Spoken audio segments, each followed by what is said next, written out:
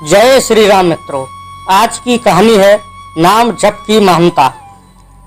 एक बार की बात है, राजा एवं महामंत्री ने मार्ग में किसी ब्राह्मण को भीख मांगते देखा।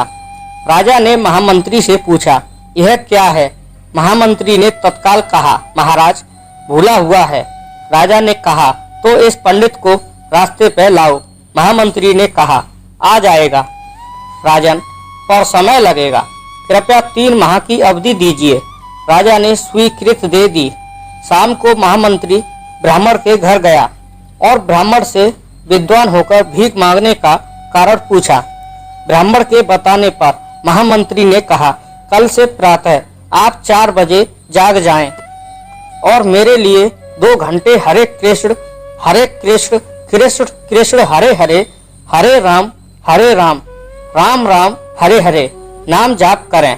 शाम को एक स्वर्ण मुद्रा रोज आपके घर पहुंचा दी जाएगी।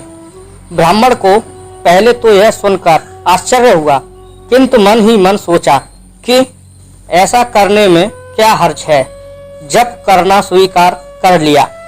पिछले जन्म के कुल के संस्कार शुभ थे। 4 बजे उठने और नाम जप करने में कोई कठिनाई नहीं हुई। रोज शाम को एक स्वर्ण मुद्रिका मिल जाने से धीरे धीरे ब्राह्मण धनवान हो गया। अभ्यास करते करते राम कृष्ण नाम के दिव्य संस्कारों ने दबे सुसंस्कारों को उभारा। एक दिन ब्राह्मण ने सोचा कि यदि महामंत्री के लिए नाम जप ने धनाढ्य बना दिया तो स्वयं के लिए जपने से तो लोक और परलोक दोनों धनाढ्य हो ही जाएंगे। ऐसा सोचकर रोज 2 घंटे खुद के लिए जपने लगे।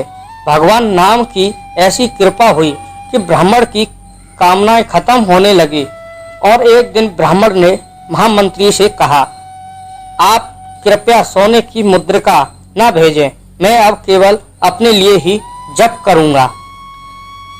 प्रभु नाम की उपासना ने मेरा विवेक एवं वैराग्य जागृत कर दिया। प्रभु भक्ति की लगन लग गई।